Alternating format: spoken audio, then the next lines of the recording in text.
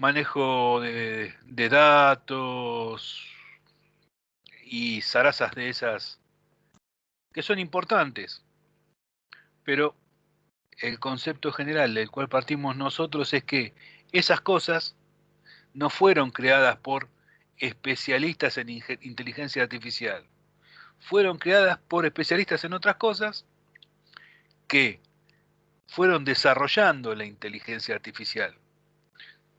Nadie nace, nadie estudió en los principios de la inteligencia artificial, nadie estudió inteligencia artificial, sino que a partir de diferentes cuestiones, de algoritmos de programación cada vez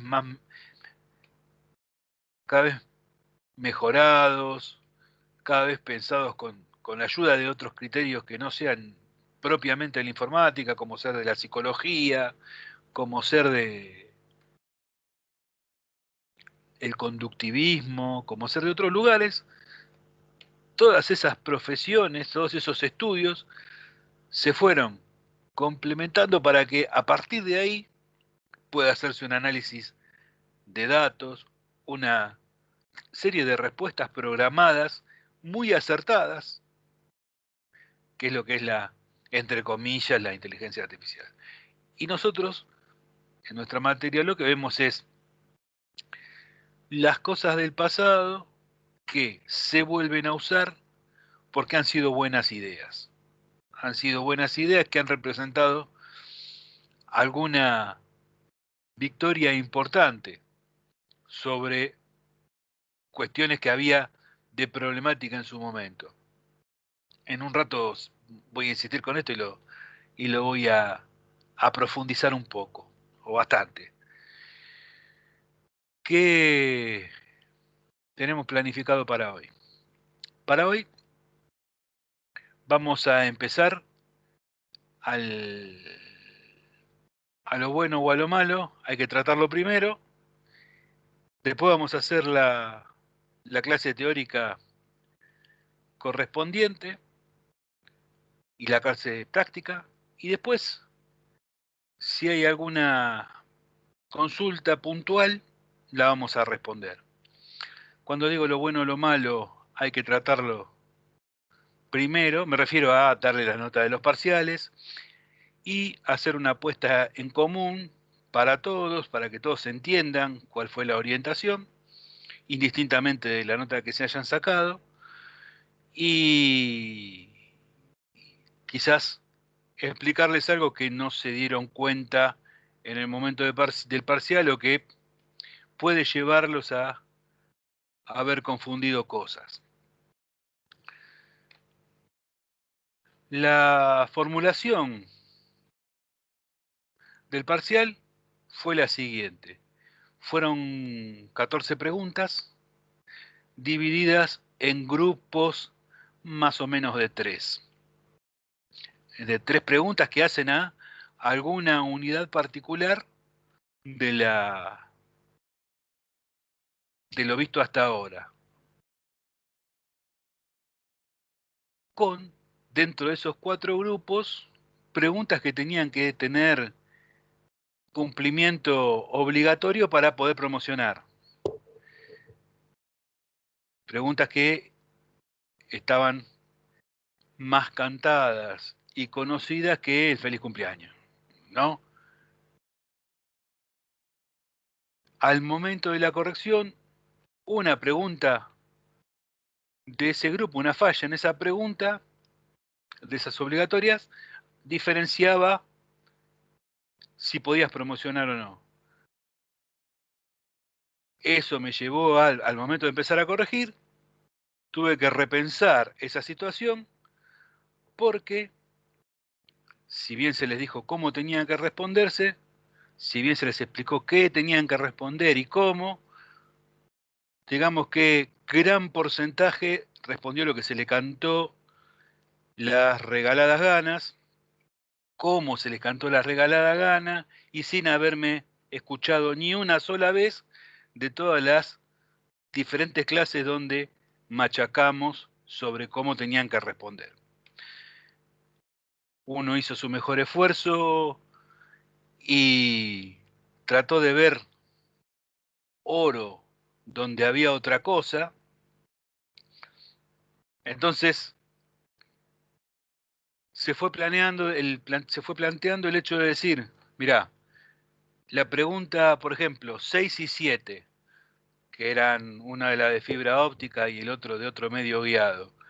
Y si la 7 la contestaste floja, pero la 6 la contestaste horrible, lo que queda determinado es que de ese tema no sabes nada, del tema medios no entendiste nada, y bueno, ahí sí no vas a poder promocionar. Si la 6 la contestaste bien y la 7 la contestaste medio pelo, y bueno, ahí fui generoso. Lo que quiero decir con esto es, de todos los puntajes que ahora les voy a decir, réstenle uno. Réstenle uno, ese uno es el que les va a decir a ustedes, me esforcé tan poco que tengo que esforzarme más, o me esforcé demasiado y no alcanza, debería plantear si las 78 materias que estoy cursando junto con esta las voy a perder por esta. Es la decisión que siempre sugerimos que piensen, evalúen el esfuerzo que están haciendo por esta materia y si lo vale, y lo que están poniendo en riesgo. Obviamente también ustedes saben que esta materia no es una carrera de 100 metros, es una maratón donde la segunda parte va a ser tan exigente como la primera. Va a ser tan exigente como la primera y, por decirlo de alguna manera, se gastaron la bala de plata. Se gastaron la, entre comillas, generosidad en cuanto a la corrección. La próxima, no les voy a decir, consideren que tienen un punto de regalo, porque no va a ser así. ¿Está bien? Lamento decirles, la próxima no. Papá Noel va a venir dentro de 6 meses, no a mediados de año. A mediados de año vienen las vacaciones. Esto no es motivo de desanimarse, es motivo de redoblar el esfuerzo. Es motivo de, cuando empiezan las clases, preguntar. Cuando terminan las clases, preguntar. Y cuando estamos en el medio de las clases, si no se entendió, preguntar. A modo de puesta común, voy a elegir un tema cualquiera y mientras respondemos sobre eso, vamos a ver que la mayoría de las preguntas son variaciones de las preguntas de un tema. Y enseguida lo explico o se va a entender claramente. Pero ustedes no vinieron tanto para escucharme hablar a mí, sino como para saber las notas. Vamos por orden de lo que tengo. Amado. ¿Lo tenemos, Amado? Sí, profe, acá estoy. Bien. 8. Gracias. Aibar. Hola, profesor. 7. Gracias. Contreras y Fernández están ausentes. Nieco, 7. González Pablo Julián, Gracias, profe. 8. Gracias, profe. Corol, 5. Méndez Franco, 8. Richie Julián Nicolás, 8. Olmo Cecilia, 6. Parra Martín, 4. Angeli Camila Elsa, 7. Dastugue, 6. Fernández Julián Gonzalo, 2. Fiamingo, 6. Krause, 2. Miró, 6. Ríos Cristian ausente. Rosmire Juan, 7. Medina Fretes Leonardo, 7. Cárdenas Juan Pablo, 6. Baunhoute, 7. Moreno, 4. Del Río, 6. Grilli Matías ausente. Hornos, 2. Imperatori, 4. Lancilota, 9. Riquelme Rojas 9, Preto 6, Schiro 8. Vázquez Mario Waldo ausente. Arzola 6, Cosiardi 2, Escobar 2, Fiorita ausente, Loaces 7, Marino 2 y Viana 6. Chauque, Anacondia, Tomalino y Bernabéu ausentes. Si hay alguno que no escuchó la nota, me pregunta y se la repito.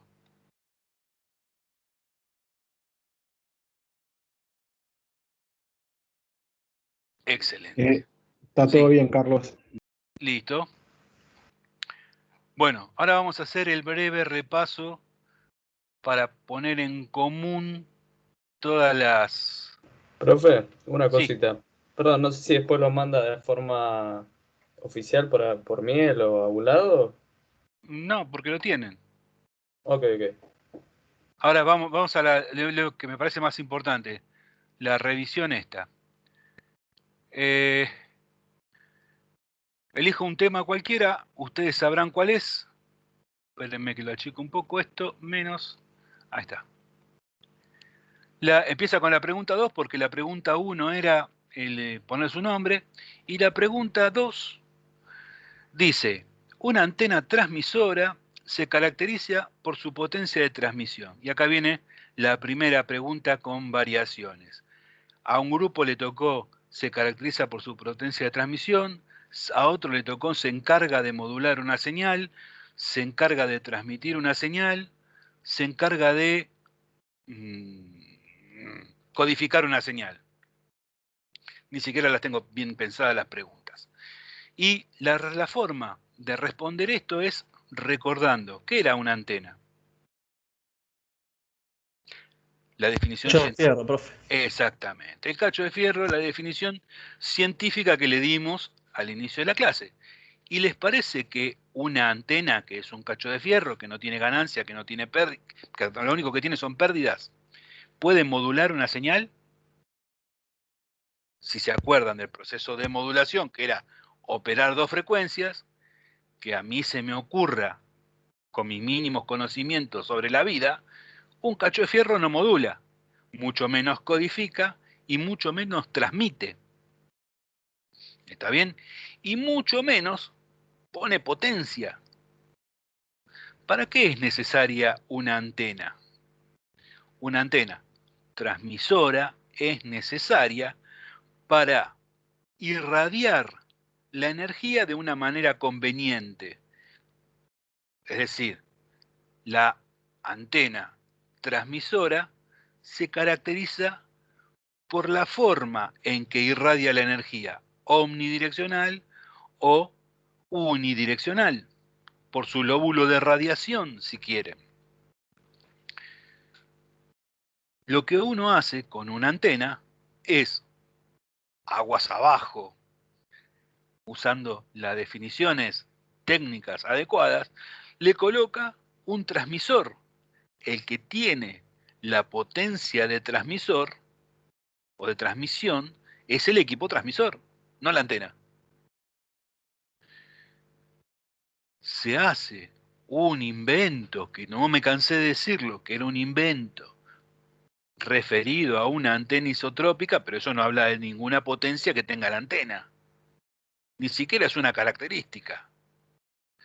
Si vamos a pensar un radioenlace, vos lo que pensás primero es un equipo con sensibilidad del receptor, con potencia de transmisión y, en el caso siguiente que va a ser elegir las antenas, elegís una antena que irradie en un sentido, si es que querés hacer un enlace punto a punto, o que enlace irradie en todos los sentidos para hacer una transmisión de broadcast.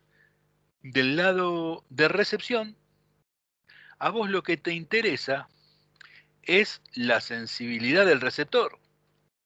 Lo que vos pretendés hacer con la antena, si pudieras, sería agarrar un gran cartelote del tamaño de lo que están en la Panamericana todo de chapa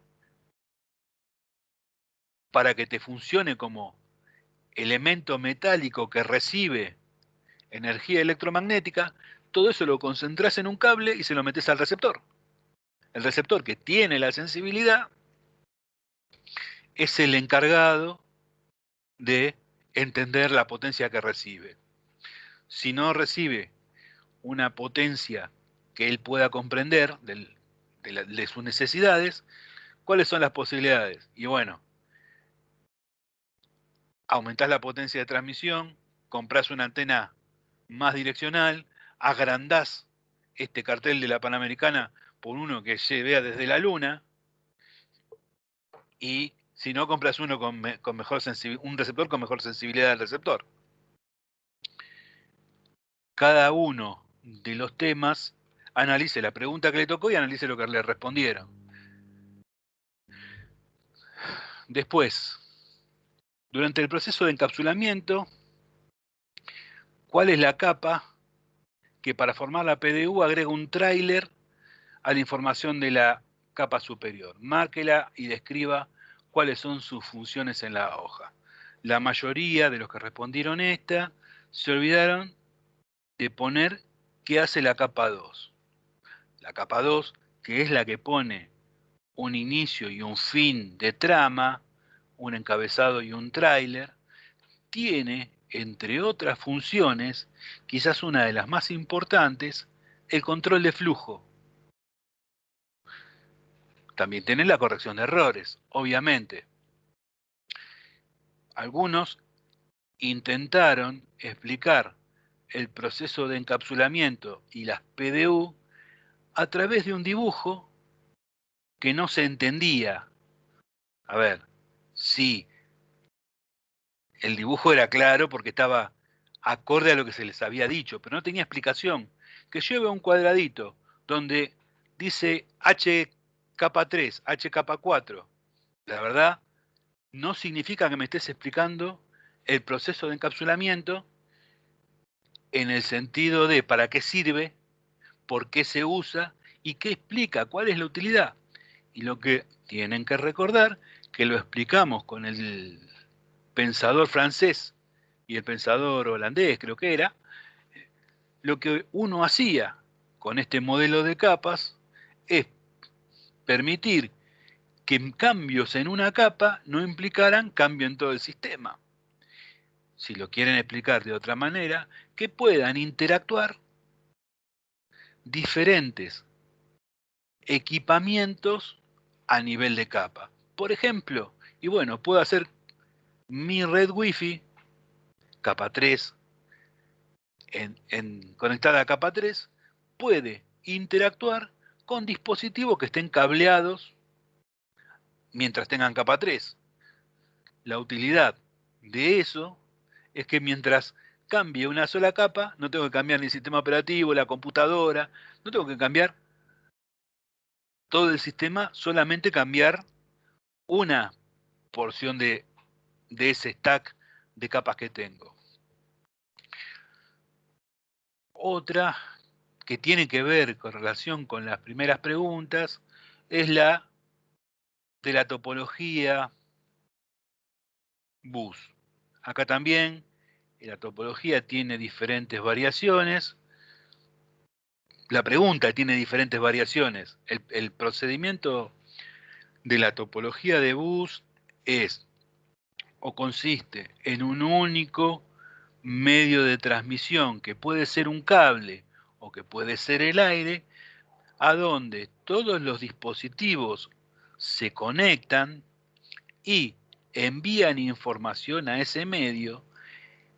Esa información es recibida por todos los dispositivos conectados en ese medio y analizada. El dispositivo analiza si esa información que recibió es para él, en ese caso la procesa, y si no es para él, la descarta, no la analiza, no la procesa, no la lee. Una de las desventajas de la topología bus es que Si se corta el medio de transmisión, cuando es cableado, obviamente, de acuerdo al lugar del corte, podría producir una problemática en cuanto a la detección de las fallas, porque, por desgracia para nosotros, no necesariamente se cae toda la red. Recuerden el dibujito que hacemos siempre, un hilo que viene a representar el conductor central, lo que llamamos el bus, dos DTEs conectados arriba y dos DTE conectados abajo. Si ese conductor bus se corta en el medio y las PC que están a la izquierda y a la derecha se tienen que comunicar con la más cercana, se va a producir el hecho de que, como la red va a estar funcionando, pero va a estar funcionando mal, y no me voy a dar cuenta nunca, porque si numero de izquierda a derecha 1, 2, 3 y 4, si uno está cerca de 2 y uno se quiere comunicar con 2 y obtener respuesta de 2, si el corte del medio está entre 2 y 3, 1 y 2 no se van a dar cuenta de la problemática que tiene el bus. Lo mismo pasa con 3 y 4 si no se quieren comunicar con 1 y 2. La principal desventaja de las topologías bus es esa. Algunos confundieron bus con anillo y más, pero tampoco viene al caso personalizar, ¿no? Después, la pregunta 5, que tenía una señal compuesta conformada por dos señales simples. La primera señal simple es el 2, que es una tensión continua, que es una señal que en el dominio de el tiempo se representa como una raya paralela al eje de las X con distancia a ese eje de 2, en este caso.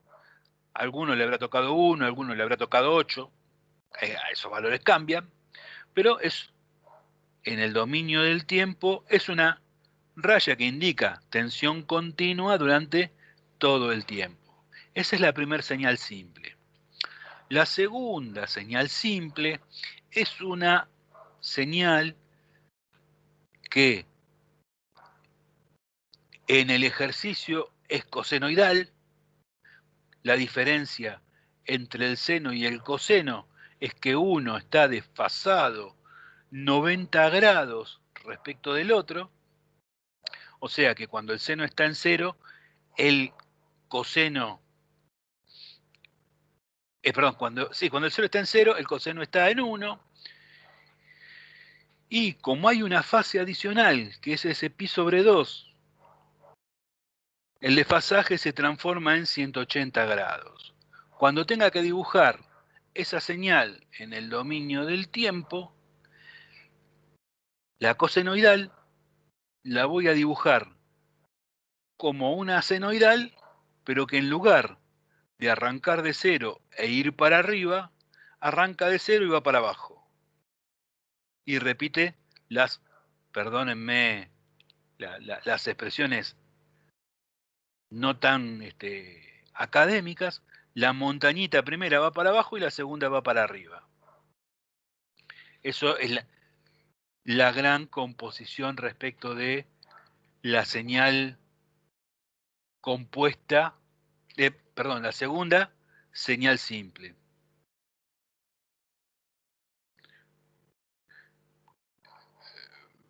Perdonen.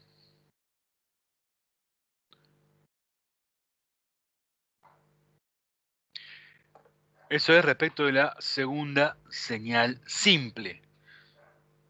Ustedes recordarán que lo hicimos en Fourier, mencionamos que la forma de escribir una señal compuesta de cualquier tipo consistía en empezar escribiendo las frecuencias en orden crecientes. Si uno escribe la señal 2 más 2 coseno 2000 pi t más pi sobre 2, se debe sobreentender, porque esa es la forma que se hace, que pi sobre 2 es una fase y no conforma para nada ninguna otra cosa que no sea la fase de la señal senoidal precedente. Alguno creyó que pi sobre 2 era una frecuencia continua. Error. Hasta ahora explicamos el dibujo en el tiempo de las dos componentes simples de la señal compuesta. Ahora vamos a explicarlas en el dominio de las frecuencias. La primera, la continua de 2, es un palito sobre el eje Y en el punto 0 del eje X. Porque la frecuencia de una continua que no tiene variación es 0. Y la segunda, ese es un dibujo. El segundo dibujo es un palito a 1000, porque la frecuencia de la señal senoidal es 1000 en un caso, en otros casos no es 1000, en otros casos es 2000.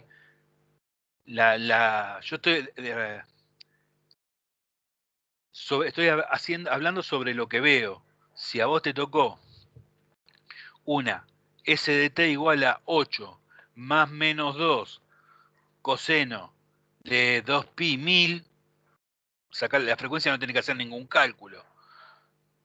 Pero anduvieron rondando esas formas. Si era 1000 o 2000, tenés que fijarte vos.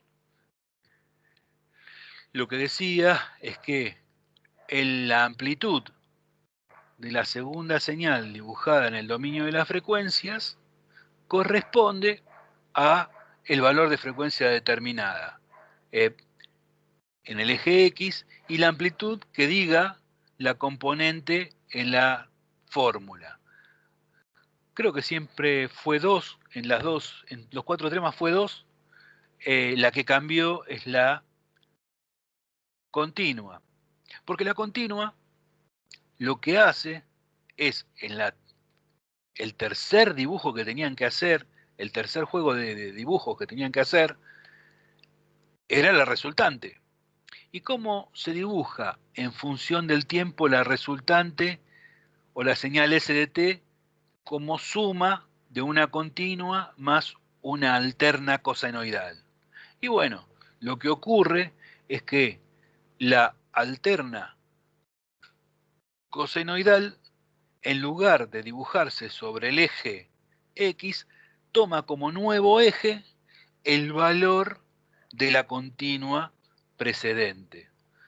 En este caso que estoy hablando es un 2, en algunos casos era un 8, en algunos casos era un 3 o un 1. Y lo que va a ocurrir es que, según el tema, la senoidal que arranca para abajo, la cosenoidal que arranca para abajo, puede quedarse en el eje X, puede bajar un poquito hasta -1, o puede estar bien arriba en el eje X y llegar a 6. Eso respecto del dibujo en el dominio del tiempo. En el dominio de la frecuencia se dibuja la integración en el sentido, el primer dibujito más el segundo dibujito, todos juntos en uno nuevo, donde hay un palito en el punto 0 del eje X, justo sobre el eje Y, de amplitud 2, si les tocó 2, y hay un palito de amplitud 2, 1, 8, en la frecuencia que calcularon, en la frecuencia determinada sobre el eje X y de amplitud la que sea. No más que eso. Muchos hicieron cualquier bolazo. Muchos dibujaron cualquier verdura en ese tema. Miren lo que hicieron y después podemos ver. Las 6, que más o menos, las 6 y las 7 también conformaban el eje de los medios. La 6 hablaba de dibujar un coaxil y hablar de las ventajas frente a la fibra óptica. Muchísimos asociaron que la fibra óptica es más cara o que el coaxil es más barato. No sé quién se los dijo, no debo haber sido yo. No es lo importante en estos temas. Lo que es importante en estos temas, que sí lo dijimos, es el cable coaxil permite trabajar con herramientas que no necesitan mantenimiento, que no necesitan situaciones adicionales para poder operarlo. Esto que hablaba de poner la mesita en el medio del campo para poder unir dos pedazos de cable coaxil y dos pedazos de fibra óptica. Adicionalmente, en referencia a la fibra óptica, muchos confundieron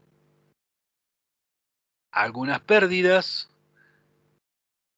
otros que también les pudo haber tocado, había una pregunta sobre los conectores, confundieron los conectores con los empalmes. Los conectores son los dispositivos que conectan al conductor óptico, mal llamado pelo de fibra, con el dispositivo a iluminar. Si miran las diapositivas, hay de color verde, de color azul, hay de circulares, hay plásticos, hay metálicos, tienen nombres diferentes y tienen un pulido particular.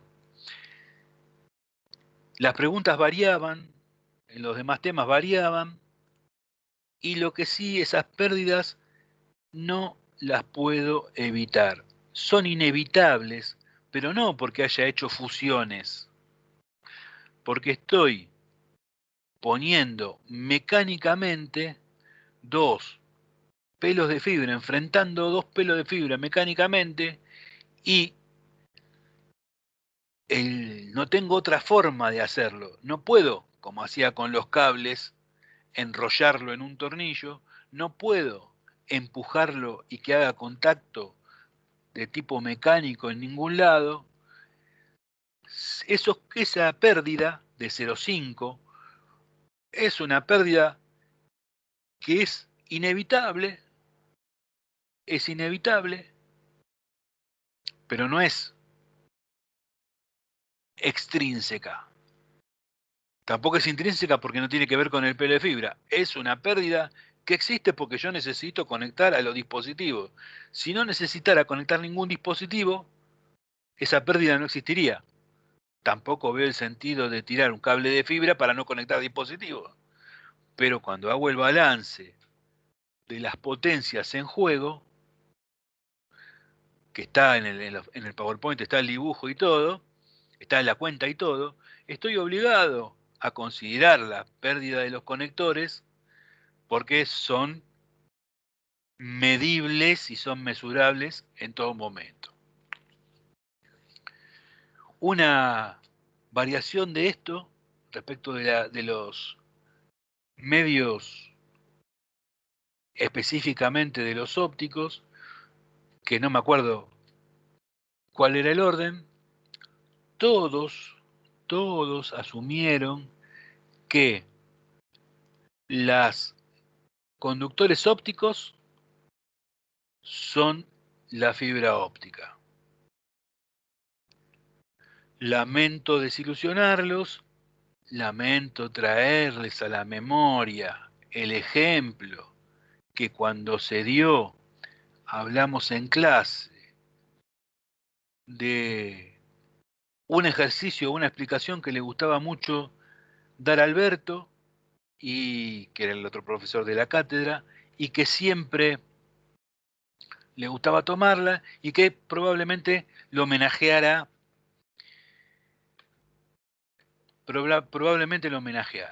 El ejemplo en cuestión que estoy dando es cuando vos querés hacer una conexión láser entre dos dispositivos.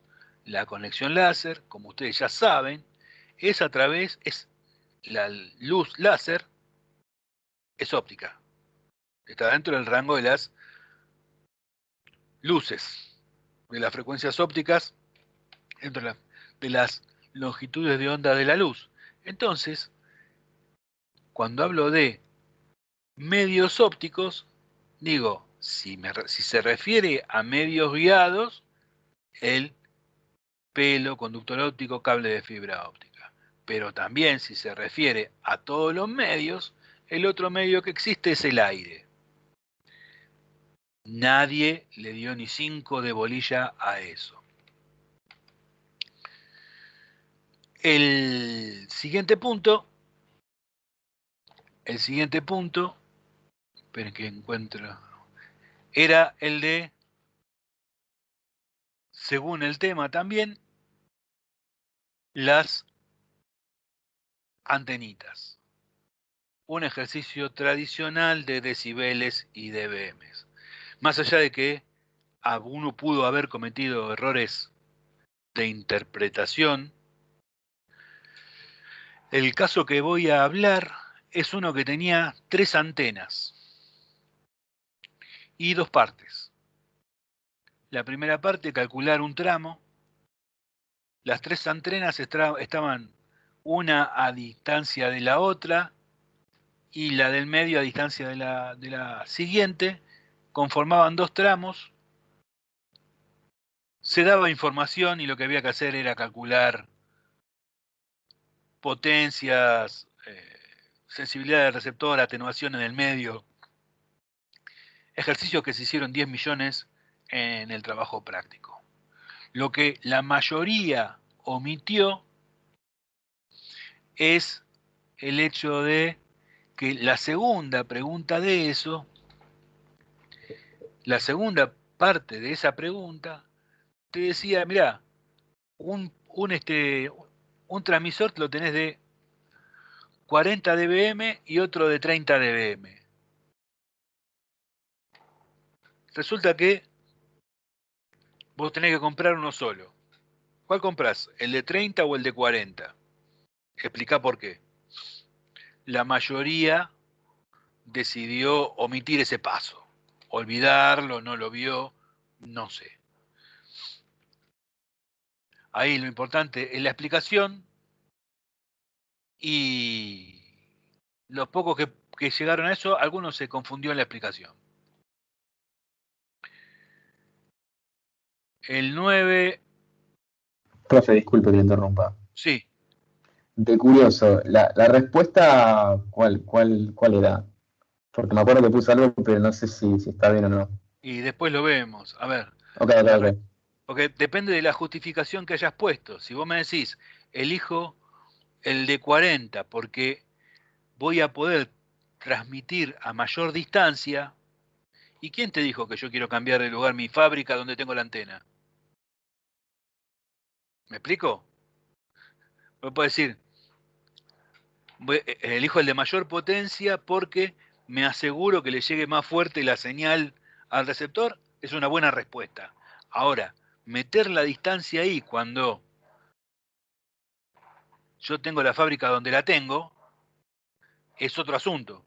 Por eso que va en la particularidad de cada respuesta. Después Ok. un trabalengua que habla de cuando hago modulación, la resultante en qué rango de frecuencias queda.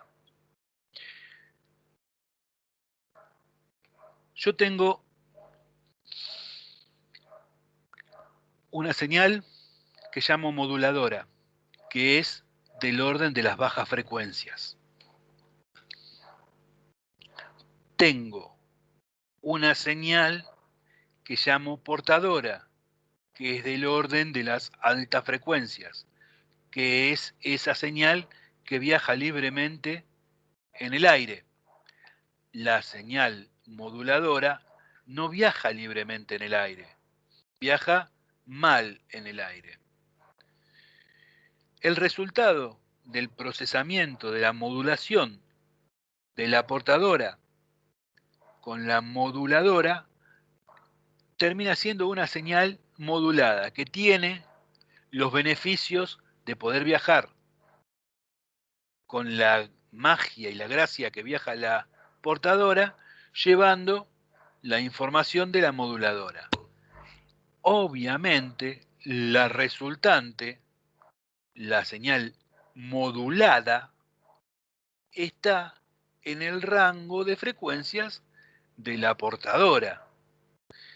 E inclusive, según el trabalenguas que les hubiera tocado, la resultante está en el rango de frecuencias de la señal modulada, nunca de la moduladora, porque la moduladora está en las bajas frecuencias.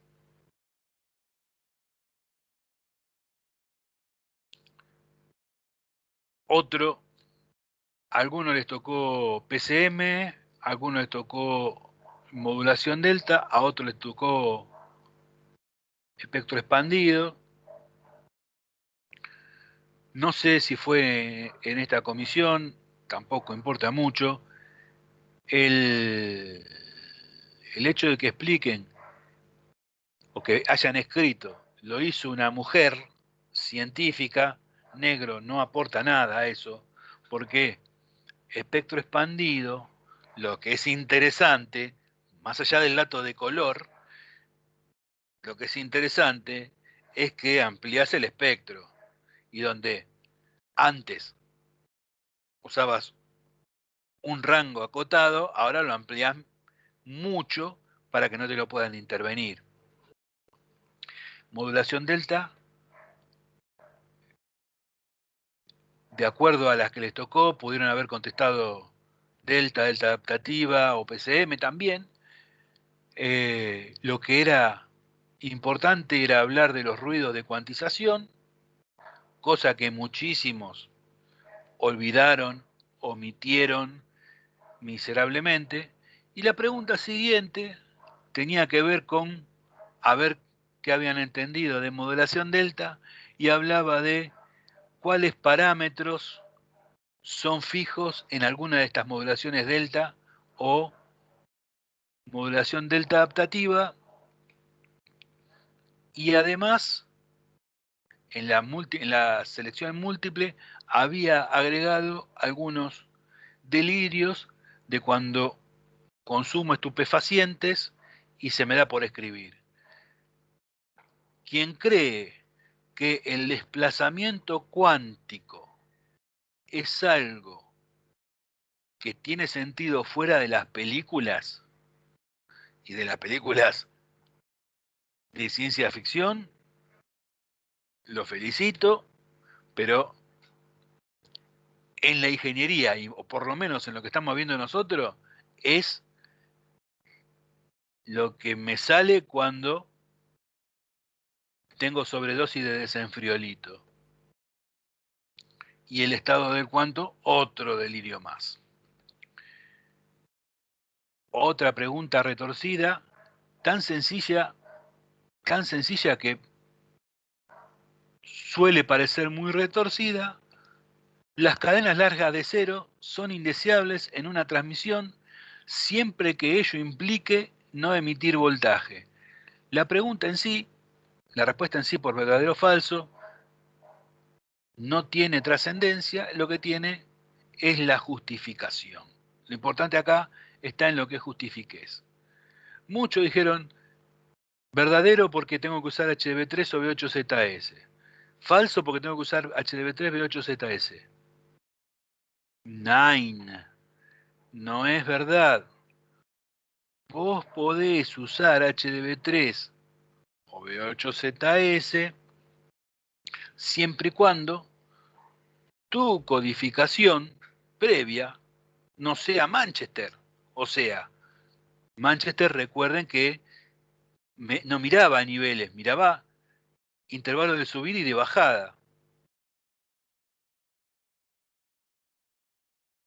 Según, porque también esta pregunta tenía variaciones, ¿no es cierto? Entonces, la primera es, lo que responden sin pensar, sí, a Manchester o HDB3. Y no es así. Tengo que averiguar, primero, si digo que no implica emitir voltaje, me estoy refiriendo a que descarté AMI codificando el 0 como BCC y menos BCC, me estoy refiriendo a que descarté Manchester y Manchester diferencial, entonces ahí las largas cadenas de 0 representan un punto de confusión entre la existencia o no de señal. Para eso se eligen codificaciones que permitan detectar el corte de señal. Una de ellas es B8ZS, una de ellas es HDB3, podría usarse Manchester y Manchester diferencial, podría usarse AMI con una codificación adecuada, pero la palabra siempre es lo que te molesta de toda esta oración, porque siempre es falso. La 13 no tenemos, creo que, nada que hablar.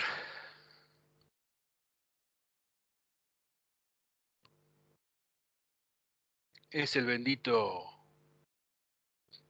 que les dije, copien la página, fíjense la página 10 del PowerPoint y la página 11 si le toca modem nulo. Al que le tocó uno o el otro sabrá. Va la explicación, va el dibujo y va una introducción. La verdad es que muchísimos hicieron lo que se les cantó la gana. Ténganlo en cuenta para la próxima.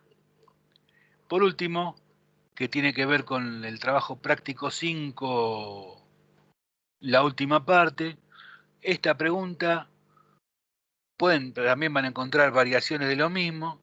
Las redes conmutadas de circuitos usan técnicas de inundación de paquetes para mejorar la forma de conmutar sus caminos. ¿Verdadero o falso?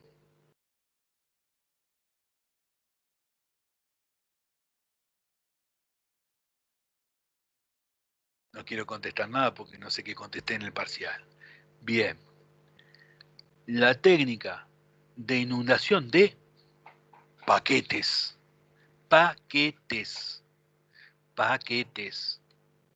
¿Tiene alguna relación con las redes conmutadas de circuitos? No, porque no uso paquetes en las redes conmutadas de circuitos. Entonces, la justificación que pueden poner va de suyo, pero tiene que respetar la simpleza de eso.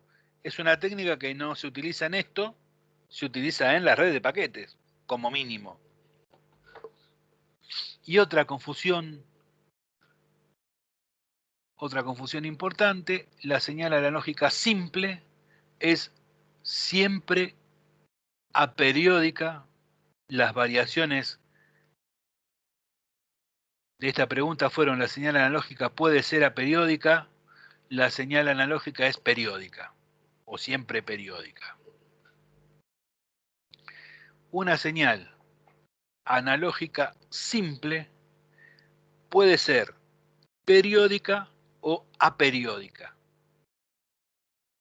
Y una señal compuesta puede estar conformada por señales periódicas simples sumadas a señales aperiódicas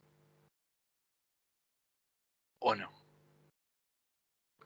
Insisto, a alguno le puede haber tocado una variación respecto de esto que si es necesario discutirlo, lo conversamos al terminar la clase. ¿Sí?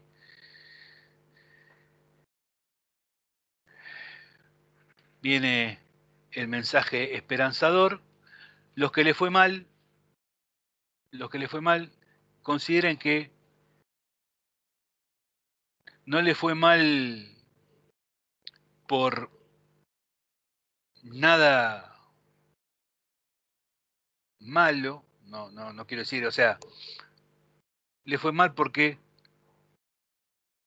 en apariencia, por lo que vi, le faltó un poquito de clarificar las ideas, de decir, bueno, ¿qué tengo claro y qué puedo afirmar respecto de cualquier cosa de este tema? Si yo tengo como concepto que la antena es un cacho de fierro y después de ahí desprendo todo. ¿Qué puedo hacer o qué no puedo hacer con un cacho de fierro? Y ahí salen muchas cosas. Si tengo claro los nombres moduladora, portadora y modulada, de ahí desprendo cualquier otra explicación. Si tengo claro que Carlos me dijo DTE, DCE y me hizo que le haga el dibujo de 2 DTE y 2 DCE, si tengo tan claro, y eso ya no es un concepto, es lo que me dijo el tipo que está acá hablándome hace un montón de días de lo mismo, y bueno, tendré que copiar lo que me dice el chabón, por algo me lo dijo. Tendré que entender eso y tendré que entender los pasos. Y fíjense que en esos pasos, que también lo explicamos, y que es lo importante que me quedo de capa 1 y capa 2,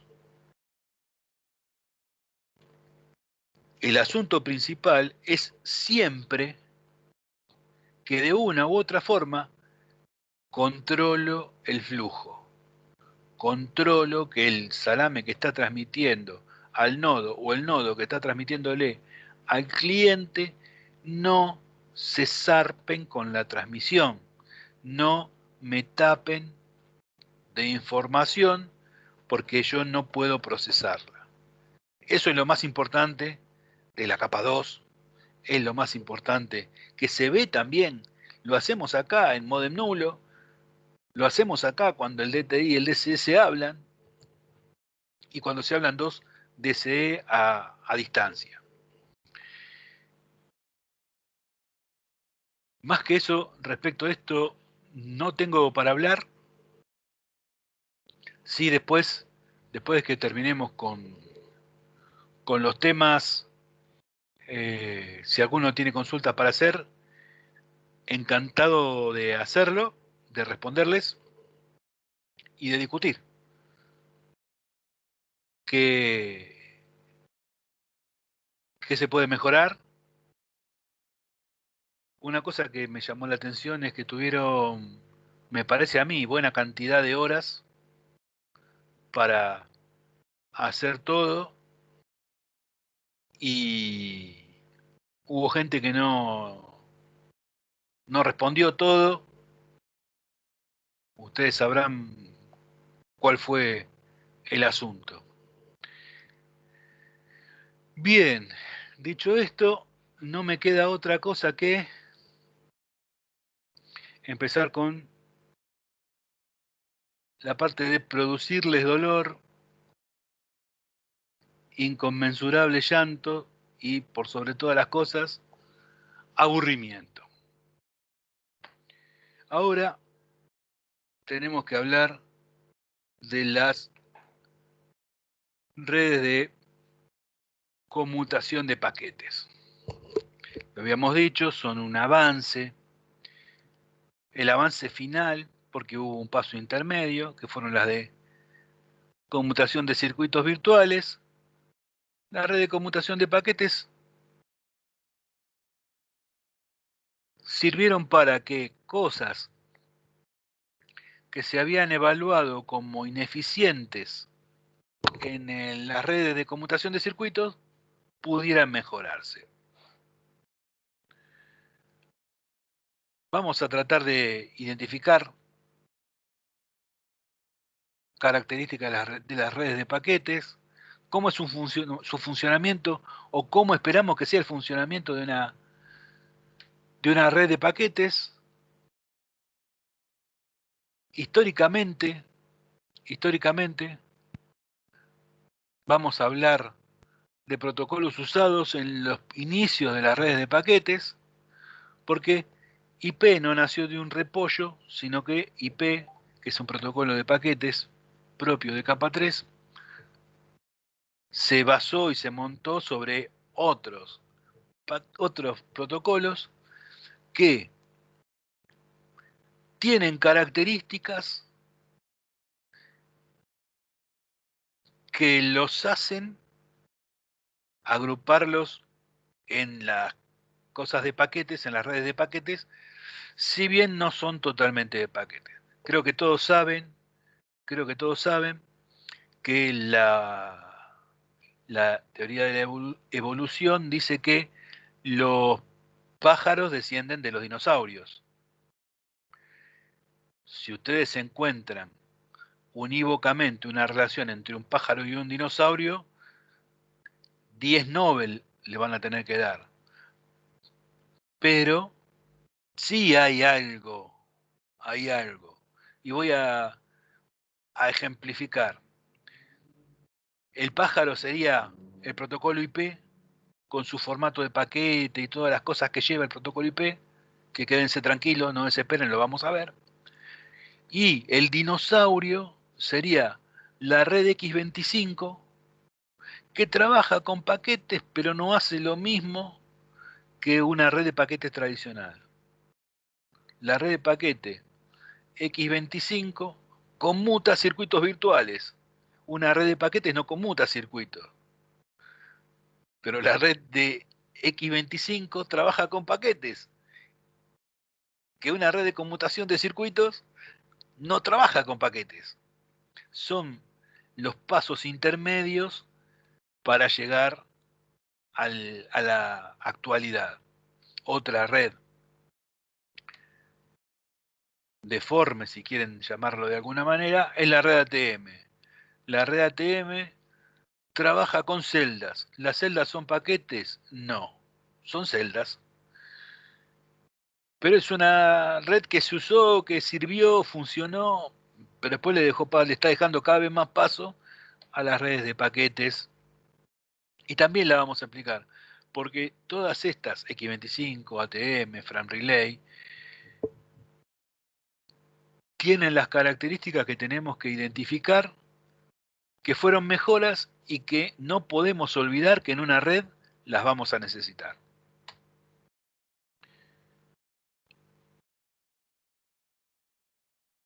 Algunas cosas como objetivo de la clase.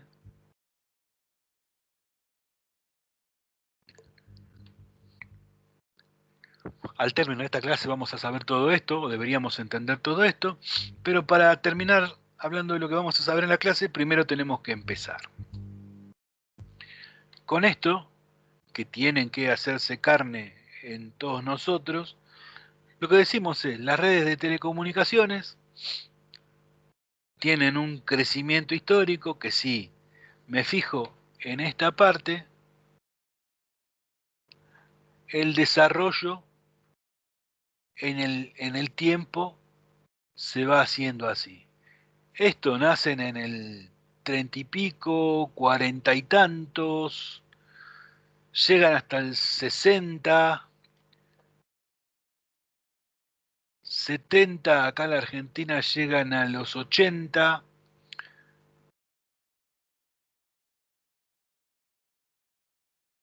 noventa y pocos, 98 en adelante, hasta nuestros días. Si quieren hacer un desarrollo histórico en el tiempo, ¿no? Si quieren hacer un desarrollo edilicio, estas centrales que trabajaban con relé, que trabajaban con procesos electromecánicos, o sea, con motorcitos y con chirimbolitos metálicos que tenían desgaste, ocupaban un edificio de 4 8 pisos según el lugar. 2 pisos, 3 pisos. Cuando todos esos relés se cambian por circuitos electrónicos, lo que antes ocupaba un piso, ahora empieza a ocupar una habitación. Eso más o menos se mantiene y actualmente lo que antes ocupaba una habitación, ahora ocupa a lo sumo 6 posiciones de rack.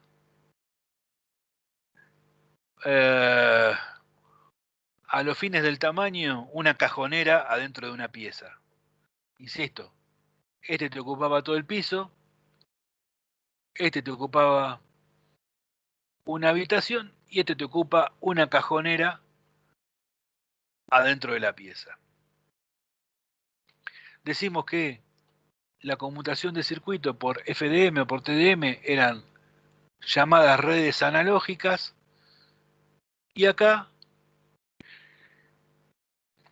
las redes de paquetes, si quieren, pueden darle el nombre de redes digitales, que está bien, estaría bien, no ayuda a comprender, pero sabemos que tratan con paquetes. Esto es lo que acabo de decir. Otras características, las primeras, las que ocupaban un edificio, tenían un alto grado de mantenimiento porque un motor funcionando, prendiéndose y apagando para activar un reloj, un relay,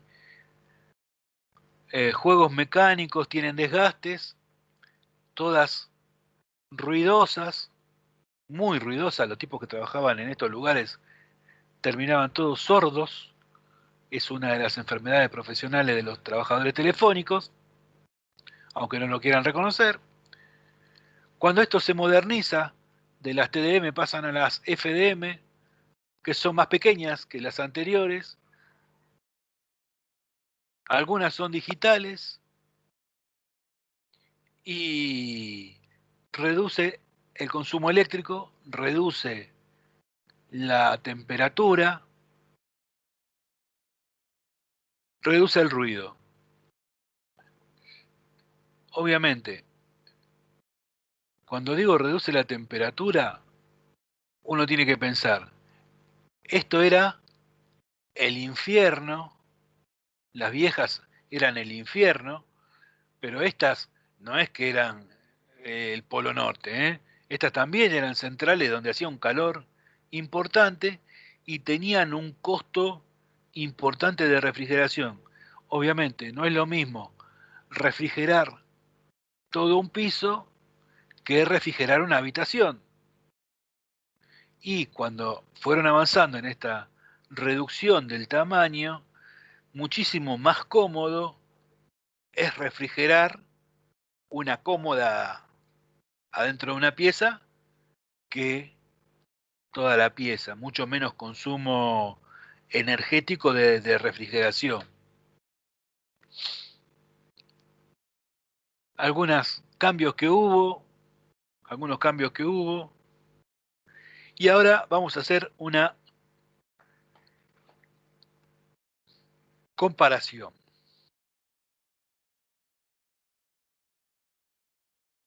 Decimos que poner una PC en una red de circuitos lo que hace es establecer un circuito permanente dedicado todo el tiempo. Eso no es bueno ni es malo si uno no conoce que la forma de comunicación informática es diferente a la forma de comunicación humana. La forma de comunicación humana, la voz, tiene ciertas características que fueron las que iniciaron el mundo de las redes, donde la transmisión de los datos se va haciendo con una determinada cadencia. ¿Qué es la cadencia? Y bueno, yo podría hablar muchísimo más rápido, a muchísima más velocidad, pero lo que ocurriría es que ustedes no entenderían un corno de lo que hablo, porque necesitan que se produzca esta cadencia de la conversación.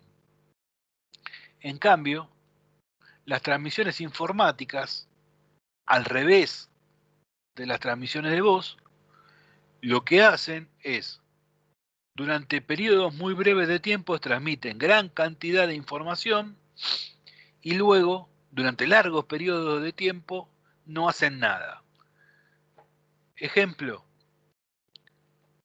yo estoy mirando lo que quiere decirme la Embajada de Estados Unidos a través de su Ausorgan, como es el diario Infobae, y hago un clic. Por ejemplo, no sé, una nueva nota quejándose de que las vacunas Pfizer, lo que sea. Cuando hago clic ahí, desde mi lugar hacia la red, mandé una muy pequeña cantidad de información. Cuando se me despliega o me llega a mi computadora toda la nota con todas las porquerías que vienen acondicionadas a la nota, porque no me llega el texto plano en Notepad, me llega con formato HTML, con un montón de cosas. Cuando me llega todo eso, me llega muchísima información en un breve tiempo y después de la red no recibo nada y yo no envío nada a la red. ¿Por qué? Porque lo tengo todo almacenado en memoria y voy recorriendo la información leyéndola. Leo esto y no es que cuando bajé el mouse acá pedí nuevamente información. No, la información yo la tengo ya disponible en mi dispositivo. Por ahí, en algún caso, si yo hago scroll, y esto tuviera más de una página, ¿no? Si yo hago scroll, por ahí tendrá que refrescar porque no me alcanzó a bajar toda la información. Pero va a ocurrir lo mismo. Va a bajar toda una gran cantidad de información y hasta que yo no pida nueva información, el circuito, si estoy en una red conmutada de circuito, va a estar dedicado a mí, que no estoy haciendo nada para usarlo, o que lo estoy usando poco. En cambio, bueno, las redes de paquetes tenían esto, la velocidad es constante,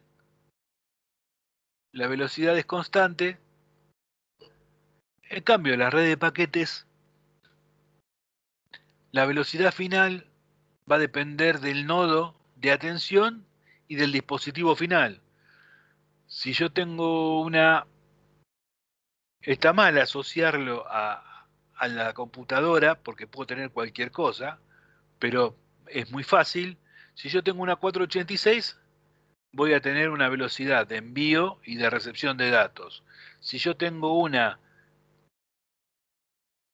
Pentium de 8 cores con 780.000 GB de memoria, la velocidad y la cantidad de información que puedo recibir es muy diferente.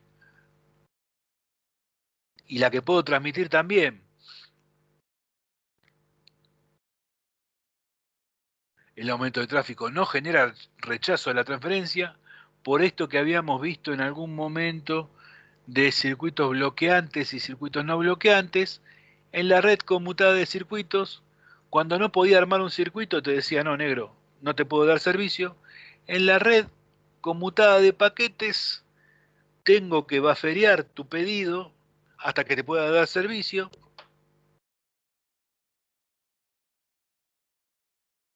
Se puede priorizar las entregas en la red de conmutación de paquetes, se pueden priorizar las entregas sin que ello signifique analizar la información de usuario. Sin que ello signifique analizar la información de usuario. Vale decir, todos sabemos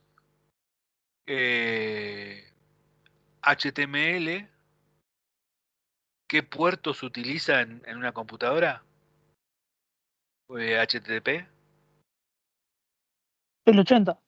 80, 80, 80, 443, Sí. si es seguro. Entonces, uno que no mira lo que el usuario envía como información, pero sabe que va dirigido al puerto 8080, sabe que eso es información web, HTTP, HTTPS. Y eso tiene un tratamiento, puede tener un tratamiento diferente a lo que vaya dirigido al puerto 5060, que es un puerto de voz sobre IP. Uno se puede encolar, el primero, y el segundo no se puede encolar.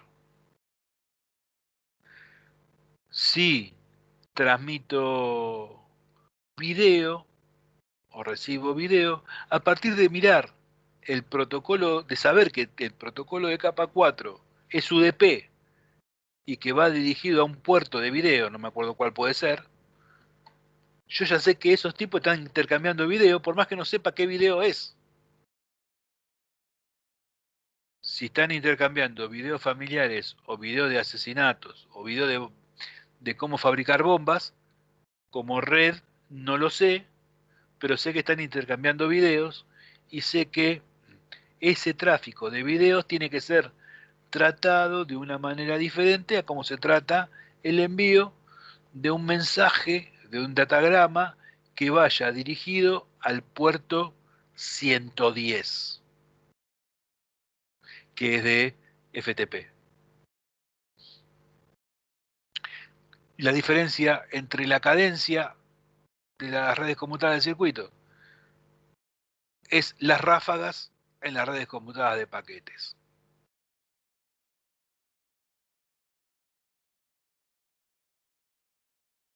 Un camino, un paso intermedio entre las redes de circuitos y las redes de paquetes fueron redes de circuitos virtuales,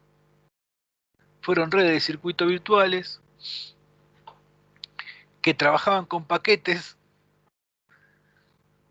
armando una especie de circuito, pero que no duraba todo el tiempo, que garantizaba la llegada en secuencia de los paquetes enviados, y aparece esta palabra, la palabra congestión.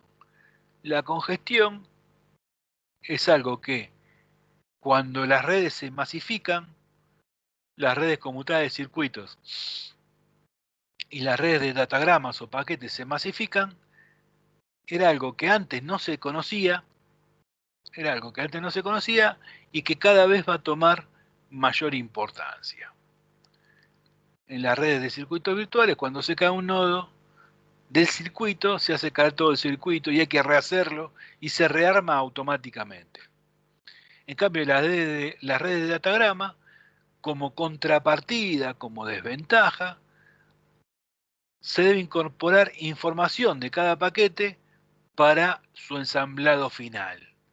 Porque las redes de paquetes son redes que te entregan la información desordenada y vos te la tenés que ordenar.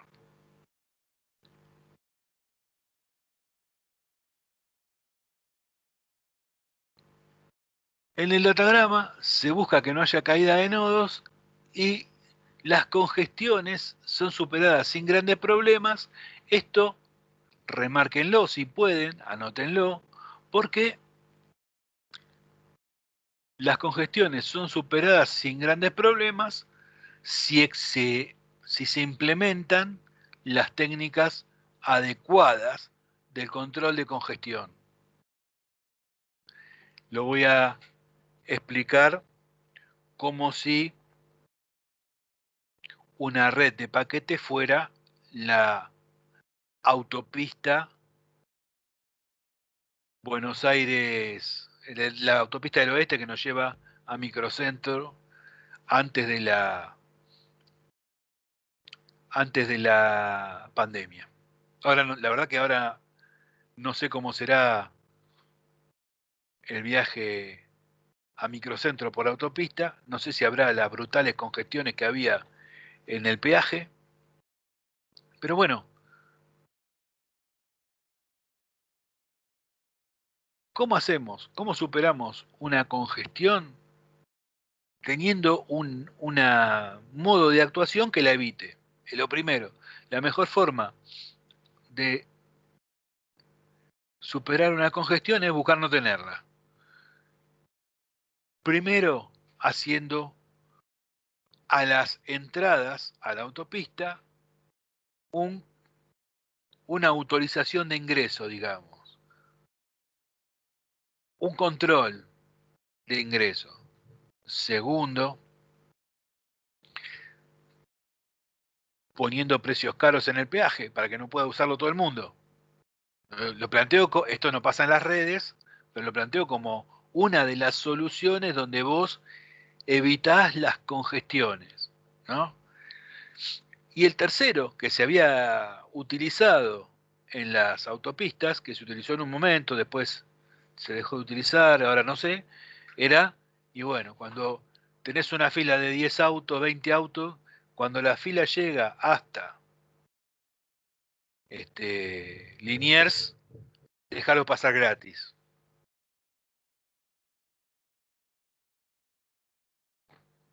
Si haces todo eso y se te prende fuego un Renault 18 del 72 en el puente a la salida del peaje, y bueno, la congestión no la vas a solucionar con nada.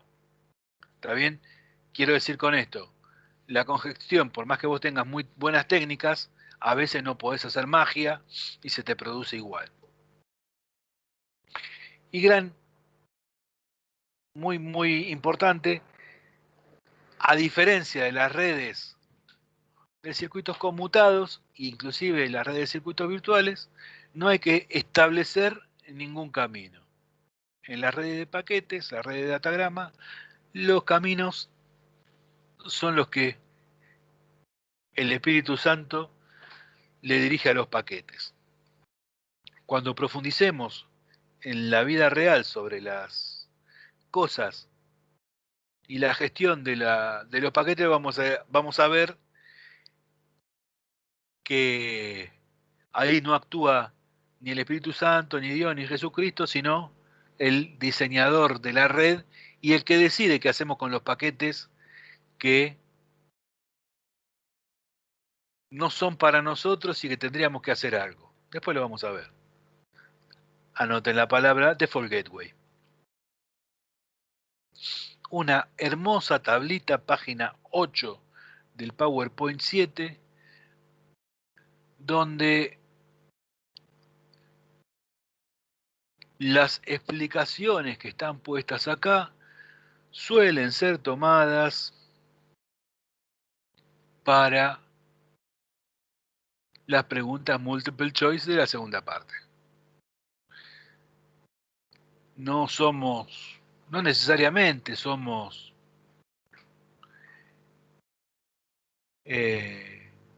literales en las preguntas, pero entendiendo estas cuestiones,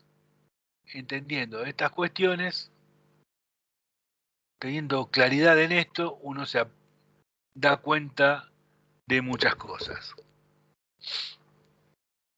Léanlo, reflexionenlo, discútanlo en su grupo de estudio y piénsenlo. ¿Cómo son las redes de circuitos conmutados y de paquetes? Y acá lo que tenemos es, de acá hasta acá, o sea, todo este tiempo, es el tiempo de establecimiento,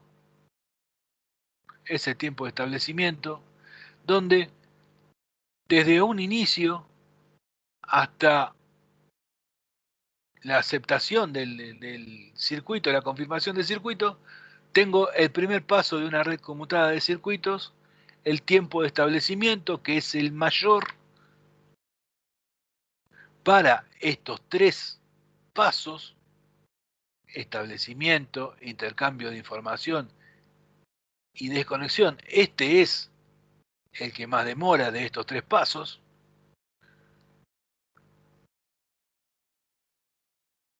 Este demora mucho menos porque al enviar la desconexión no espera una contestación. Cuando este dice, listo, che, demos de baja, se da de baja sin importar nada más. Estos procesos de establecimiento tienen demoras de propagación, donde se envía la solicitud para iniciar el circuito, se procesa esa solicitud, se acepta este tramo y se genera una nueva solicitud para el nuevo tramo y así sucesivamente. Cuando todo el OK de todos los tramos está armado, se recibe la confirmación del circuito armado. En las redes de circuitos virtuales, en lugar de armarse todo el circuito y enviar la respuesta, se van enviando confirmaciones paso a paso. Entonces, de cada tramo se confirma y ya eso se va a conservar cuando sea necesario. Si alguno de estos nodos por alguna razón se cae, y bueno, se reconstruye un nuevo circuito y se reconfirma ese nuevo circuito. En cuanto a la transmisión de información, una de las grandes diferencias es que, como está dibujado acá, se envía el paquete 1, se recibe, se almacena, y mientras se está enviando, o se está recibiendo, perdón, el paquete 2, al mismo tiempo se envía el paquete 1. Este tiempo puede reducirse ostensiblemente y este también. Lo que tiene de bueno circuitos virtuales es que en determinados casos, no como este que lo hacía siempre, vos en determinados casos podés usar circuitos virtuales ya prearmados. Ejemplo que nos lleve a la vida más o menos conocida. Si vos tenés una secretaria a la cual le pedís que te llame a alguien, que te llame a tus contactos, que te llame a donde vos quieras, tenés dos posibilidades. Levantás el teléfono, esperás el tono, discás el 5, que será el número interno de tu secretaria. Hola Juanita, ¿me llamás a mi vieja? Decirle que me llame ahora. Chao. Eso es una cosa. Ahora, es más cómodo si, como vos siempre te comunicás con tu secretaria, automáticamente levantás el teléfono y ya se establece el circuito y el llamado a tu secretaria. Vos no tenés que discar el 5. Parece una pavada, pero en 500 comunicaciones ahorraste unos cuantos segundos de comunicación, porque el circuito ya está establecido, pero no lo podés hacer con todo el mundo. Lo tenés que hacer por la cantidad de conexiones disponibles que vos tenés, podés dedicar una porción a que sean circuitos ya prearmados, establecimientos prearmados. Esto,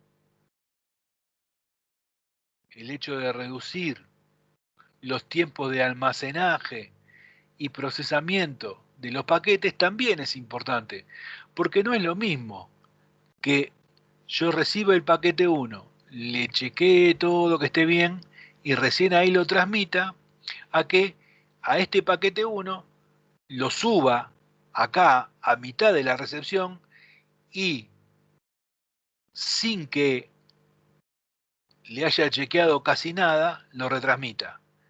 Esa situación pasa de nuevo acá. O sea,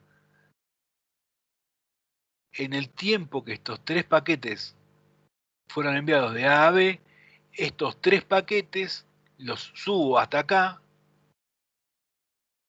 y me quedan así, y eso mismo ocurre acá, y este tiempo de transferencia de paquetes lo reduzco notablemente. Ejemplo, esto lo hacía X25, ¿por qué? Porque X25 recibía un paquete, como los medios eran malos, chequeaba que no tuviera ningún error y que todos los valores estuvieran de acuerdo a lo que tenía que ser, demoraba un tiempo y recién ahí podía transmitir ese paquete. Ese paquete llegaba a un nuevo nodo que hacía el mismo procedimiento, chequeaba que no hubiera ninguna falla, que todos los valores fueran acordes, y una vez que estaba eso, lo reenviaba. Eso se hacía y era válido porque los medios tenían muchos errores. Cuando los medios dejaron de tener errores, y era medio innecesario hacer un chequeo acá, otro chequeo acá, otro chequeo acá, porque si tenemos un buen cable de fibra óptica o un cable que no tiene interferencia, si lo chequeaste acá, no lo chequees en todo el camino. Chequearlo al principio y al final, y bueno, después vemos qué pasa si llegó mal, pero si llegó, es muy probable que llegue bien, y esto reduce los tiempos de transmisión. Y lo que hacen las redes de paquetes, directamente, más que establecer el circuito, yo te escupo paquetes para todos lados, entre una de las tantas posibilidades, ¿no? Yo escupo paquetes para todos lados, con información, y vos arreglate para que lleguen al destino. ¿Qué pasa acá? ¿Qué pasa acá? Este proceso no se inicia si no tenemos el establecimiento. Este proceso de transmisión se inicia aún sin saber si del otro lado está la computadora prendida. Después vemos qué pasa. Después ese es otro problema. Nuestro problema es enviar paquetes rápido y lo hicimos. Después, si del otro lado no hay quien procese, no es nuestro problema. O sí, veremos. Hasta acá, ¿cuántos pegaron un corchazo? Varios. Vamos bien. Gracias. Uno que tomó cianuro pero todavía no murió. Bien. Acá está explicado lo mismo. Acá está explicado lo mismo. Nada más que más grande. Y pasamos al paso de qué es lo que tenemos que ver, qué es lo que tenemos que discutir respecto de las redes de circuitos virtuales y datagramas. Lo primero, lo principal que tenemos que hablar es los grandes proveedores de servicios no comen huevo para no tirar la cáscara. No tiran nada y todo lo utilizan y lo reutilizan, y lo que quieren es que la vida útil de los dispositivos sea eterna para poder amortizarlos eternamente y recuperar las inversiones. ¿Sí? Entonces, los tipos que tenían su inversión en redes de circuitos conmutados, vaya gracia que les causó. Ojo, vieron los beneficios de pasar a redes de circuitos conmutados, redes de circuitos virtuales conmutados, y después de pasar a redes de datagrama, vieron esos beneficios porque ven la plata, pero no les importa tanto la tecnología, y dijeron, bueno, esto sí nos conviene porque nos ahorra mucha guita, bla, bla, bla, es más beneficioso, cobramos más a más gente, pero no vamos a tirar lo que ya tenemos. Y bueno, lo que necesitamos es que definir ámbitos de funcionamiento donde no se pueda distinguir qué es lo que hace una red de lo que hace otra. Vale decir, uno tiene una red privada de ámbito externo a la red pública, que puede ser de paquetes o de circuitos virtuales. La red puede tener sectores de paquetes, sectores de circuitos virtuales, pero la información que tenga que compartir entre esta red y esta otra va a ser de la misma manera que se le entrega y que recibe. Si vos tenés una red de paquetes acá y yo tengo una red conmutada, vos no te vas a dar cuenta que mi información está viajando por una red conmutada. Te voy a entregar los paquetes que tu red necesita. Y ahí va la primera gran mentira que dije. Yo no puedo mandar paquetes por una red conmutada de circuitos, porque no está preparada para eso. Como la red de paquetes fue posterior a la red conmutada de circuitos, la que tiene que funcionar con circuitos es la de paquetes, no la de circuitos con paquetes. Vale decir, y traducido a un lenguaje más sencillo, si vos hiciste un programa con Windows 10, en Windows 10, retrocompatible, tiene que funcionar con Windows XP. Y lo que no se puede pedir es que un programa hecho con Windows XP o con Windows 95 funcione con Windows 10. Porque cuando se creó Windows 95, cuando se creó ese lenguaje de eso, ese sistema operativo, se creó de una forma. Como Windows 10 fue posterior, el tipo que hizo lo que hizo con Windows 95 no podía imaginar lo que iba a pasar en el 2021. En cambio, el tipo que hizo algo en el 2021 conocía y tenía información de lo que ocurría en el 95, inclusive puede decir, no, mi programa no sirve para eso, y está bien.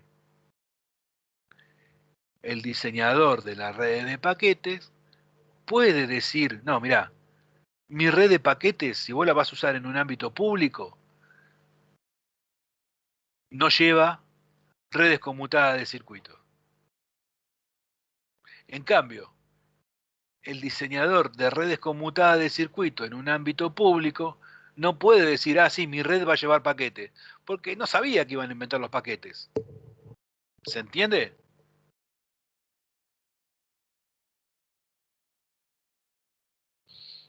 Sí, sí, profe. Bien.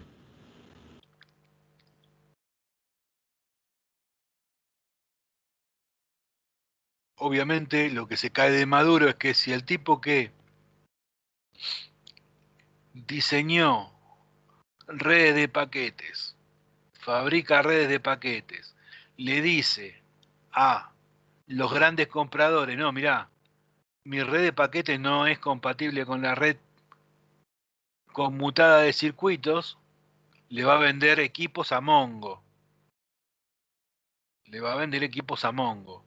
Y eso está dibujado acá. Mirá, yo puedo tener una red de circuitos virtuales privada en el ámbito externo, conectada a una red pública de circuitos virtuales en el ámbito interno y que entrega circuito virtual a una red de ámbito externo. Así de lícito. También puedo tener lo otro. Puedo tener datagramas. Y puedo tener datagramas, circuitos virtuales y datagramas. No circuitos conmutados, porque acuérdense que la del circuito virtual, fue un paso necesario para llegar a esta. Entonces, estos tipos ya sabían que se venía esto. Ya sabía que se venía esto. Un tercer paso Un tercer paso, que no está dibujado, puede ser circuitos conmutados, datagrama, circuitos conmutados. No está dibujado esa forma de funcionamiento porque las redes de circuitos conmutadas ya no están funcionando o están camino a morir y no tiene ningún sentido profundizar en eso. Sí, entiendan una cosa. El concepto de VPN es asimilable al concepto de circuito conmutado. ¿Por qué? Porque en la VPN vos viaja, tu información viaja, pero viaja protegida como si hubiera un tubo entre vos y algún lugar, algún servidor de la empresa donde laburás.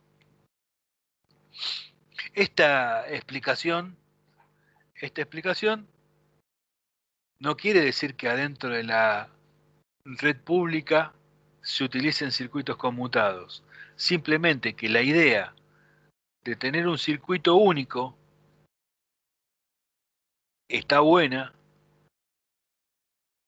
aunque se determinó que era ineficiente, por ahí se puede usar esa ineficiencia igual y resulta aplicable a las redes de paquetes. Esto es lo mismo pero bien explicado.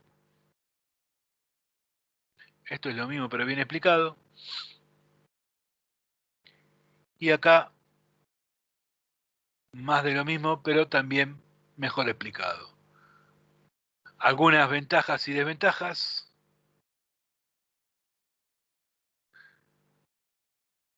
Algunas desventajas y algunas ventajas.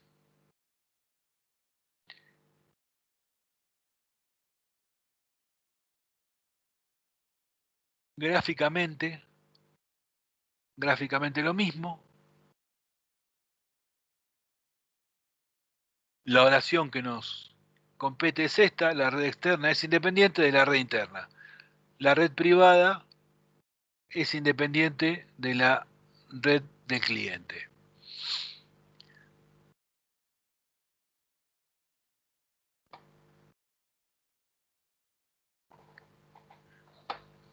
Espérenme que nos llega el mouse. Ahí llegó el mouse.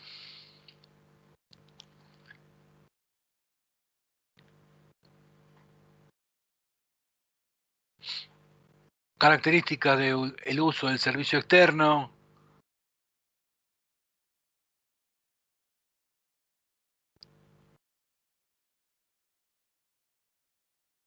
La red de datagrama vienen a suplir este problema de las transmisiones en tiempo real. Y ahora vamos a ver y vamos a entrar en el camino de los encaminamientos. Así como hablamos en las redes de circuito de formas de armar los caminos, en las redes de paquete, de datagrama, vamos a hablar de las formas de armar o no los caminos, ¿no? O sea, vamos a ver por dónde vamos a mandar los datos sin que ello signifique armar un camino. Pero, recordando las redes conmutadas de circuito, lo que sabemos es que todos los análisis y todo lo que se pensó en las redes de circuitos, se pensó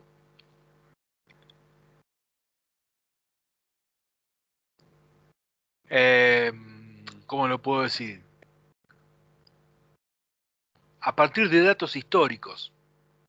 Cuando hablamos de eso lo vimos, dijimos, y bueno, sí, hago una estadística de cuánto va a crecer este pueblo, hago una estadística de cómo me aumentaron la llamada, y la información, si bien era importante, siempre es importante tener información, podríamos decir que era histórica. En cambio, en estas redes de paquetes, necesitamos que la información sea más que histórica en tiempo real. Y el hecho de que sea en tiempo real, porque, por ejemplo, nosotros no armamos rutas, o se van armando al momento que mandamos los paquetes, llámenlo como quieran. La red conmutada de circuito armaba la ruta. Entonces, ¿qué pasa cuando un nodo en una red de circuitos está desenchufado, está indisponible? Y bueno, tendríamos esas técnicas de encaminamiento y dijimos, si este nodo no está, anda por este otro nodo, y punto. Ahora, en las redes de paquetes, cuando un nodo está apagado, nadie se entera y le siguen mandando información. Es un agujero grande eso. Podría darse el caso de que el nodo, convengamos que pueda enviar información a algunos nodos cercanos, pero de nuevo, si el problema es mucho flujo de información y vos mandás información, estás apagando el incendio con nafta. No es muy inteligente. Y vamos a encontrar algunos conceptos que se van a dar de trompadas, o que son los que son los que tenemos que centrarnos para discutir. Por ejemplo, en el caso este, la robustez versus la estabilidad. Supongamos que yo configuro un dispositivo, un nodo de la red de paquetes, para que cuando llegue al 90% de su capacidad de trabajo, avise a los demás nodos que no puede más, que no le manden más información. Esos demás nodos se reconfiguran para no mandar la información a este nodo que está al 95% de su capacidad de trabajo. Pero, como no le mandan más información, baja al 90% su capacidad de trabajo, o al 85%, y manda un mensaje a todos los nodos cercanos diciendo, che, mándenme que ya estoy disponible. Se reconfigura la red nuevamente para mandar la información, llega al 95%, no me manden que estoy indisponible. Mándenme que estoy disponible, no me manden que estoy disponible. ¿Se entiende lo que quiero decir? Sí, sí. Entonces, una cosa es ser estable y otra cosa es ser robusto. Robusto es, che, mirá, llegué al 95%, denme una hora que les aviso a ver si pueden mandarme información o no. Y eso hace que la red sea estable, porque durante una hora no tengo grandes cambios que notificarle a nadie más. Ahora, si cada 3 minutos voy mandando actualizaciones de todos los problemas que tengo en la red se sobrecarga de información de la red, lo cual hace que la red no sea robusta ni estable. Una porquería. También, otros criterios que nuevamente pueden golpearse descaradamente son los de imparcialidad y optimización. Porque muchas veces uno puede creer que siempre es mejor enviar la información por la propia red. Y a veces, lo óptimo no está en que todo lo hagas vos, sino que puedas derivar parte de tu trabajo, de tu tráfico, hacia otros que tienen capacidad disponible. Por ejemplo, creo que quizás les suene o se puedan haber dado cuenta. Cuando surge algo novedoso, que son pocos los usuarios que lo conocen, el funcionamiento es de una manera. Es rápido, es personalizado, es cordial. Ahora, cuando el funcionamiento se empieza a llenar de gente, ya no funciona, el sistema no funciona de la misma manera. Ya te atienden rápido, pero te atienden mal. Ya te atienden rápido y bien, pero tenés demoras que antes no tenía. Ya no te atienden ni rápido, ni bien, ni barato. ¿Me explico lo que quiero decir? A ver, abrieron una pizzería nueva. Y cuando no la conoce nadie, vos vas, me das una grande de mozzarella. Miren el ejemplo que estoy dando, ¿no? Justo a esta hora. Me das una grande de mozzarella y te pones a hablar con el pizzero, que sí, bla, bla, que lo echaron de algún lado y se puso esto para poder ir tirando, lo que sea. Tiene buen precio. Al mes, ya con el pizzero no podés hablar porque está de él y saca el pizza a lo loco. Y tirándolas en las cajas, ya no las acomoda, ahora las tira para hacer más rápido. El pibe de la moto, que antes llegaba en un minuto, tiene tantos pedidos que se confunde. Digo, estas cuestiones hacen que, llevado a las redes, por ahí no es óptimo que vos labures, que vos proceses la información. Sí es óptimo que se lo cobres al cliente, pero delegás el trabajo en un tercero. Un ejemplo más, ya orientado a las telecomunicaciones, cuando se divide la Argentina en dos partes en telecomunicaciones, la parte sur no tenía injerencia sobre la parte norte y viceversa. Ahora,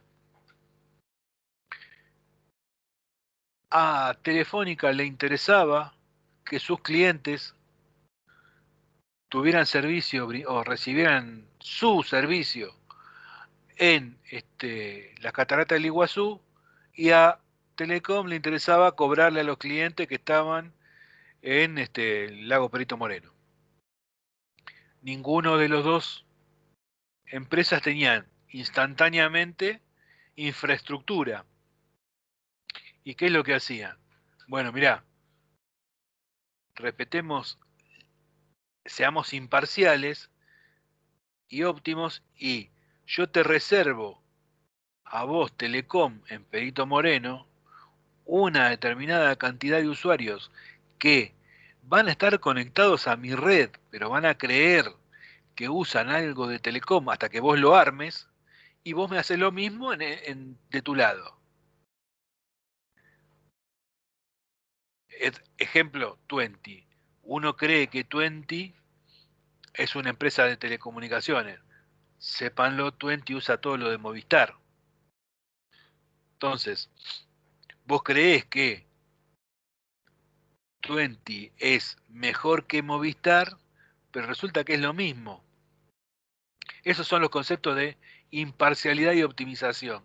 ¿Qué es lo óptimo? Y lo óptimo es dedicar algo especial a aquel que le querés brindar un servicio. Y la imparcialidad pasa porque no se lo mires, porque le cumplas con lo que prometiste y que el tipo no se dé cuenta.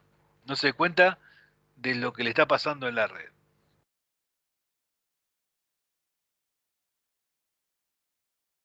Últimos...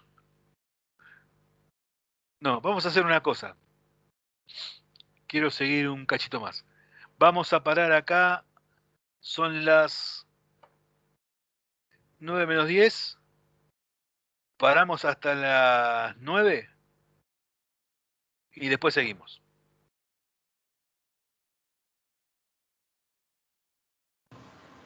Ok. Bueno. Acá, Dale, dale. buenísimo.